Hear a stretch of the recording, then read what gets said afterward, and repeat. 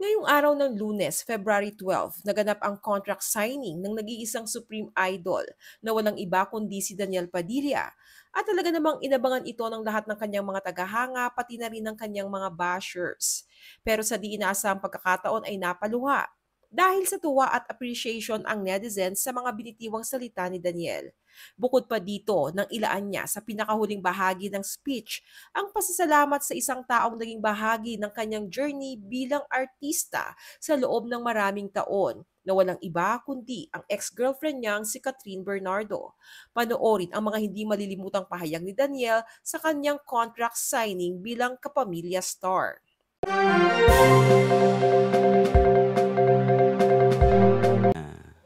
Siyempre, hindi ko pwedeng kalimutan si Catherine. Maraming maraming salamat, Catherine, sa ating maraming taon na pinagsamahan.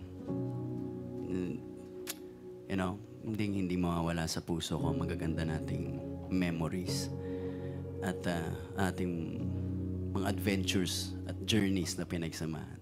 Thank you very much. Bago ito ay mararamdaman ng sincerity ni Daniel sa pasasalamat sa naging bahagi ng kanyang 15 years journey bilang artista.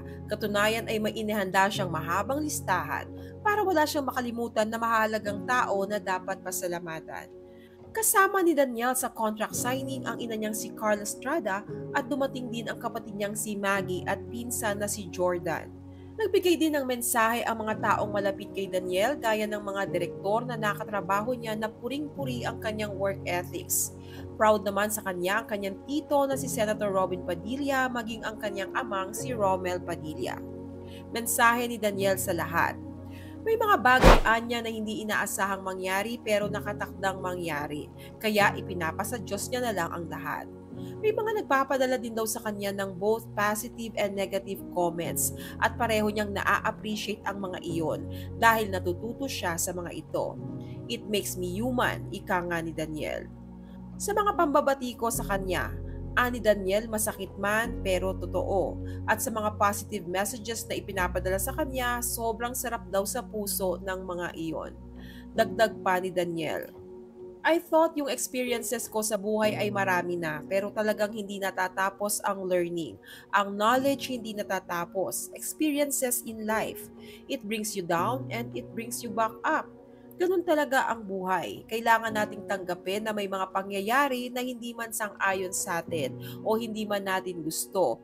Pero it was bound to happen, yung mga bagay. Ganun talaga. I think planado ng Diyos lahat ng bagay at sa Kanya ko na lang binibigay ang lahat. Narito ang komento ng fans ni Daniel Padilla.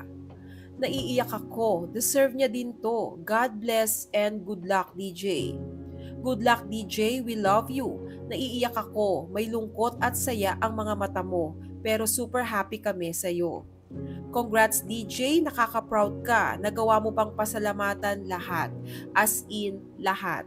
Kahit madami doon ay sinaksak ka na patalikod. God bless and continue to soar high.